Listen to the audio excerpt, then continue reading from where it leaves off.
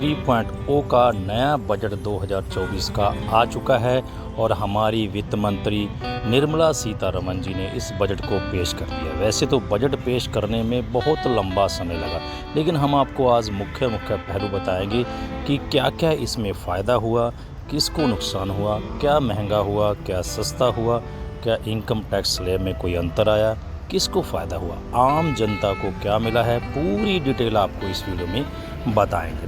दोस्तों, इस बजट में एक नया रिकॉर्ड बना है कि हमारे किसी वित्त मंत्री ने लगातार 7 बार कंटिन्यू बजट को पढ़ के सुनाया है। वैसे श्री मोरारजी देसाई थे, उन्होंने बजट को वैसे तो ओरली 10 बार पढ़ के बताया था, लेकिन उन्होंने कंटिन्यू नहीं करके बताया था। अपने कार्यकाल के दौरान उन्होंने 10 बार बजट को पढ़ के बताया था। लेकिन जो रिकॉर्ड बनाया है निर्मला सीतारमण जी ने, वो ये बनाया है कि लगातार 7 बार किसी बजट को पढ़ के सुनाया है। और अगर मोदी सरकार, बीजेपी सरकार, इसी सरकार लगातार बनी रही 5 साल तक, तो इनका रिकॉर्ड 11 बार लगातार हो जाएगा। ये भी अपने आप में एक रिकॉर्ड बन जाएगा। चलिए पहलुओं के ऊपर चर्चा करते हैं कि मुख्य बजट में क्या क्या आपको मिला है।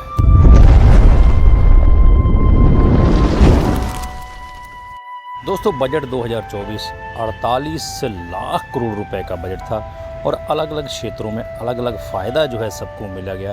तो पैसा भर भर के थैले भर भर के नोट बांटे गए हैं इस बजट में। किसको क्या क्या मिला है उसकी हम चर्चा करेंगे। तो दोस्तों, सबसे पहले बात करते हैं नवयुवकों को यहाँ पे क्या क्या मिलने वाला है। रोजगार के मामले में जहाँ पिछली बार बहुत बेरोजगारी पैदा हुई, जिसकी वजह से इस बार बीजेपी को वोट भी बहुत कम पड़े थे, सीटें बहुत कम आई, तो बीजेपी गवर्नमेंट ने जान लिया कि युवाओं के लिए कुछ ना कुछ करना होगा। तो इसलिए इस बजट में युवाओं को बहुत बड़ा तोहफा दिया गया है। देश के युवाओं के लिए 5 अलग अलग स्कीमों में 2 लाख करोड़ से भी ज़्यादा का बजट वो दिया गया है। इससे खर्च किए जाएंगे। देश के युवाओं को देश के 5 टॉप क्लास के जो कंपनीज़ है उसमें इंटर्नशिप कराई जाएगी और उनको 5,000 रुपया हर महीना वो स्टाइफंड के रूप में दिया जाएगा, जिससे नवयुवकों को, युवाओं को बहुत ही बढ़िया वो फाइनेंशियल सपोर्ट मिलेगी। और इसके अलावा भी अलग अलग स्कीमें वो उनको चलाई जाएंगी, जिससे बेरोजगारी वो कम होगी। अब स्टूडेंट के बाद बात करते हैं आम आदमी की। देश के आम आदमी को क्या इस आम बजट से फ़ायदा होने वाला है, क्या क्या उनको फ़ायदा मिलने वाला है। तो आम आदमी के लिए ये फ़ायदा रहेगा कि जो प्रधानमंत्री की योजनाएं जो पीछे चल रही हैं, पीएम योजनाएं, वो एज इट इज़ ऐसे की ऐसे 5 साल तक बढ़ा दी गई हैं। जिसमें अनाज उनको मुफ्त मिलता था, तो उनको वो अनाज भी मुफ्त मिलता रहेगा। बाकी 10 लाख करोड़ रुपए प्रधानमंत्री आवास योजना के तहत लगाए गए हैं, जिसमें शहरी क्षेत्रों को और ग्रामीण क्षेत्रों को दोनों को ही फ़ायदा मिलेगा। जिसमें अलग अलग आवास लोगों के लिए बनाए जाएंगे, ग्रामीण और शहरी क्षेत्रों में। साथियों, अब बात करते हैं देश के किसानों की। किसानों के लिए 1,52,000 करोड़ रुपए का बजट वो किसानों के लिए दिया गया है, जिसमें किसानों को नेचुरल फार्मिंग के बारे में बताया जाएगा कि नेचुरल फार्मिंग कैसे की जाती है। क्योंकि हमारे भारत देश में बहुत सारे किसान गांव में रहते हैं, तो इसलिए ग्रामीण विकास के लिए अलग से 2,66,000 करोड़ रुपए का बजट अलग से सरकार ने दिया है। तो साथियों, अगले पॉइंट पे बात करते हैं महिलाओं के विकास के लिए कि इस बजट में महिलाओं के विकास के लिए क्या किया गया है। तो महिलाओं के विकास के लिए अलग से 3 लाख करोड़ रुपए अलग से महिलाओं के विकास के लिए लगाए हैं, जिससे अलग अलग स्कीमों के माध्यम से भारत की महिलाओं को फ़ायदा वो मिलने वाला है। अब बात करते हैं छोटे व्यापारियों की कि छोटे व्यापारियों को भारत सरकार ने क्या इस बजट में दिया है। तो मुद्रा का जो लिमिट था वो 10 लाख से बढ़ाकर 20 लाख तक कर दिया गया है। और जो लोग ई कॉमर्स में अपना बिजनेस करते थे, उनका जो टीडीएस करता था, जो ई कॉमर्स में वर्क करते हैं, 1% टीडीएस करता था, तो उस टीडीएस को 99% कम करके 0.10% जो है वो कर दिया गया है, ताकि ई कॉमर्स के फील्ड को जो है वो भी बढ़ावा मिले। अब बात करते हैं डिफेंस की। बजट का 13%, सबसे ज़्यादा बजट का 13% यानी कि 621,000 करोड़ रुपए जो है भारत की डिफेंस सर्विस को दिया गया है, जो कि अलग अलग क्षेत्रों में नए युद्ध पोत आने हैं, कोई भी नया वेपन्स या कुछ भी है उसको और ज़्यादा बढ़ावा देने के लिए डिफेंस के ऊपर जो है वो ज़्यादा खर्चा किया गया, क्योंकि सबकी निगाहें इस बजट में डिफेंस के ऊपर थी कि डिफेंस को क्या क्या इसमें मिलने वाला है। तो डिफेंस की बहुत ज़्यादा यहाँ पे बजट दिया गया है, तो डिफेंस वालों को बहुत ज़्यादा फ़ायदा होने वाला है। तो बजट से अलग से 1,000 करोड़ रुपए जो है अलग से जो है वो बजट की जो डिफेंस की कंपनियां हैं नए स्टार्टअप के लिए उनको अलग से दिया गया है। अब बात करते हैं स्टूडेंट की कि इस बजट में स्टूडेंट को क्या लाभ होने वाला है। तो दोस्तों, भारत के जो स्टूडेंट हैं उनको इस बजट में 10 लाख रुपए का लोन जो है बिना गारंटी के गवर्नमेंट ने देने की घोषणा की है कि 10 लाख रुपए का लोन उनको अपनी हायर स्टडी के लिए दिया जाएगा। पर ये हायर स्टडी जो है उनको इंडिया में ही करनी होगी। ब्रॉड एजुकेशन के लिए कोई भी यहाँ पे प्रकार की घोषणा नहीं की गई है। जो कंपनियां स्पेस के लिए वर्क करती हैं के लिए उनको नए नए आविष्कार करने के लिए 1,000 करोड़ रुपए का अलग से जो है बजट दिया गया है, ताकि वो नई नई सर्च करके नए नए इक्विपमेंट नई नई यहाँ पे स्पेस में नई नई डेवलपमेंट करें। बजट में अलग से 11,11,000 करोड़ रुपए जो है निकाला गया है, जिसमें रेलवे की लाइनें बिछाई जाएंगी, रेलवे के ट्रैक बनाए जाएंगे, रेलवे की उन्नति और प्रगति के लिए कार्य किया जाएगा, नए नए रोड नए नए फ्लाई ब्रिज बनाए जाएंगे और इसमें नई नई डेवलपमेंट की जाएगी। इसलिए 11,11,000 करोड़ रुपए का बजट जो है वो अलग से जो है इन इन्वेंशन के लिए रखा गया है। अब बात करते हैं मिडिल परिवार की कि मिडिल क्लास को क्या दिया, यानी कि जो सैलरी पर्सन हैं उनके लिए गवर्नमेंट ने बजट में क्या दिया गया है। तो यहाँ नई और पुरानी 2 स्लैब टैक्स के लिए चलती हैं। तो पुरानी स्लैब को जो है नहीं छेड़ा गया, वो वैसी की वैसी है। जो नई स्लैब है उसमें कुछ थोड़ा बहुत तब्दीली की गई है। 3 लाख रुपए तक कोई भी टैक्स नहीं है। 3 लाख से लेकर 7 लाख तक 5% टैक्स लगेगा। पहले ये 3 लाख तक 0 था। 3 लाख से 6 लाख तक जब आप इन स्लैब में आते थे 10% आपको देना पड़ता था।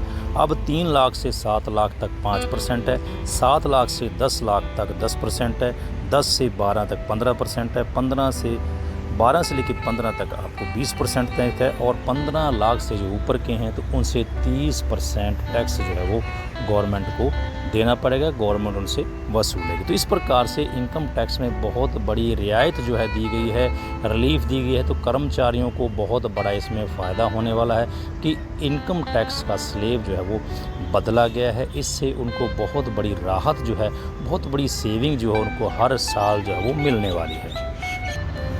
अब बात कर लेते हैं कि जो बीजेपी की सहयोगी पार्टियां हैं जिन्होंने अपना गठबंधन के माध्यम से मजबूत किया है बीजेपी को सरकार बनाने के लिए, नीतीश कुमार जी जो कि बिहार के लिए है, बिहार के लिए बहुत बड़ा बजट जो है यहाँ पे दिया गया है। नया एयरपोर्ट, नया मेडिकल कॉलेज, गया कॉरिडोर, बोध गया कॉरिडोर, बक्सर के ऊपर गंगा के ऊपर पुल बनाया जाएगा, और भी बहुत सारे कार्य जो है किए जा रहे हैं बिहार के लिए। तो बहुत बड़ा बजट जो है वो बिहार को दिया गया है। तो बिहार में हर साल बाढ़ आती है, तो बाढ़ के निवारण के लिए, बाढ़ से छुटकारा पाने के लिए 11,1 करोड़ का अलग से बजट दिया गया है। और देखा जाए तो पूरे बिहार के लिए 26,000 करोड़ रुपए से ज़्यादा के जो प्रोजेक्ट जो हैं वो बिहार के लिए लाए गए हैं। अब बात कर लेते हैं दूसरी सबसे बड़ी गठबंधन पार्टी नायडू जी की। इनको क्या मिला है? आंध्र प्रदेश को 15,000 करोड़ रुपए दिए गए हैं। एक बार 15,000 करोड़ रुपए दिए गए हैं, बाकी और भी आगे जाके इनको मिलता रहेगा। तो 15,000 करोड़ रुपए आंध्र प्रदेश को दिए हैं इनकी नई राजधानी अमरावती बनाने के लिए। तो बहुत बड़ा फ़ायदा यहाँ पे आंध्र प्रदेश को भी मिला है।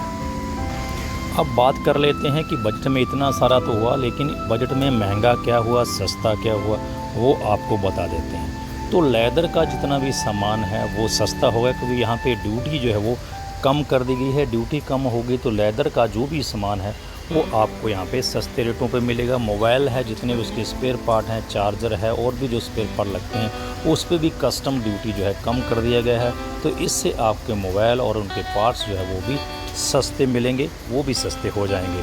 और इसके बाद जो आपका सोना चांदी है उसमें भी आपको रियायत मिलेगी।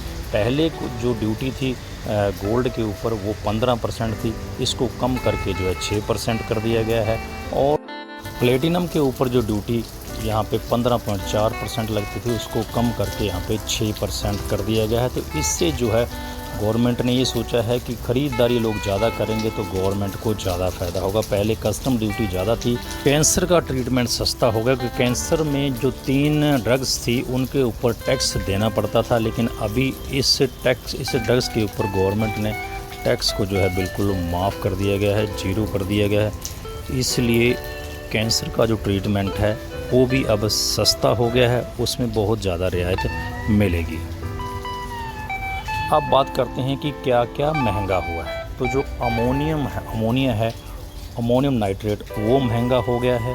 और जो आपका टेलीकॉम सर्विस के जो प्रोडक्ट हैं, टेलीकॉम क्षेत्र है, उसमें क्योंकि बहुत सा सामान चाइना से मंगवाना पड़ता था, इसलिए इसके ऊपर भी ड्यूटी जो है ज़्यादा कर दी गई है, ताकि लोग जो है चाइना का सामान यूज़ ना करके अपना भारत का स्वदेशी अपनाएं और भारत की तरक्की में सहयोग दें। तो टेलीकॉम सर्विस में थोड़ा ड्यूटी टैक्स बढ़ाया गया है और प्लास्टिक के जितने भी सामान हैं, प्रोडक्ट हैं, उनके ऊपर भी बढ़ाया गया है, ताकि प्लास्टिक का लोग यूज़ कम करें और इसमें जो है एनवायरनमेंट पोल्यूशन कम हो, क्योंकि प्लास्टिक जो है वो एनवायरनमेंट पोल्यूशन को भी बढ़ावा देता है। तो प्लास्टिक के जितने भी प्रोडक्ट हैं उनके ऊपर भी जो है ड्यूटी टैक्स जो है वो बढ़ाया गया है।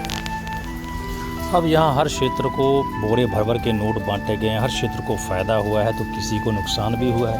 स्टॉक मार्केट, जो स्टॉक शेयर थे उनको नुकसान हुआ और वहाँ पे जो शॉर्ट टर्म गेन जो रहते थे उनको 15% से बढ़ाकर 20% कर दिया गया और जो लॉन्ग टर्म गेन कैपिटल रहते थे उनके ऊपर भी 10% से बढ़ाकर 12.5% तक का वहाँ पे कर दिया गया है। और जो F&O के जो रहते थे, F&O जो ट्रेडिंग लोग करते थे, उसके ऊपर भी जो STT था, जो सिक्योरिटी ट्रांजैक्शन टैक्स था, उसको भी बढ़ा दिया गया है। जो पहले 0.02% था उसको बढ़ा के 0.10% जो है कर दिया गया है। ये गवर्नमेंट ने इसलिए बढ़ाया क्योंकि पिछले 4 सालों में स्टॉक मार्केट के शेयरों के ऊपर लोगों ने बहुत सारा पैसा कमाया है। अब गवर्नमेंट सोचती है कि सब कोई पैसा कमाएगा तो इससे गवर्नमेंट के खजाने ज़रूर भरेंगे, तो इसलिए इन दोनों के F&O पे और शॉर्ट टर्म और लॉन्ग टर्म गेन के जो कैपिटल है उनके ऊपर टैक्स जो है वो बढ़ा दिया गया है। तो साथियों, ये थे आम बजट 2024 के कुछ खास पहलू, हाइलाइट्स। आपको पूरे बजट में से कौन सी चीज़ अच्छी लगी और आप क्या चाहते हैं कि कौन सी चीज़ होनी चाहिए थी, क्या इस बजट में मिलना चाहिए था, क्या नहीं मिला है, या फिर जो अच्छा हुआ या बहुत अच्छा हुआ वो किस क्षेत्र में हुआ, प्लीज़ कमेंट बॉक्स में कमेंट करके ज़रूर बताइएगा। मैं मिलता हूँ फिर से आपको नई वीडियो में, तब तक के लिए नमस्कार, धन्यवाद। और भी नए फेरबदल आगे जाने के आने वाले समय में बजट में होने वाले हैं, वो भी आपके सामने पेश करते रहेंगे। धन्यवाद।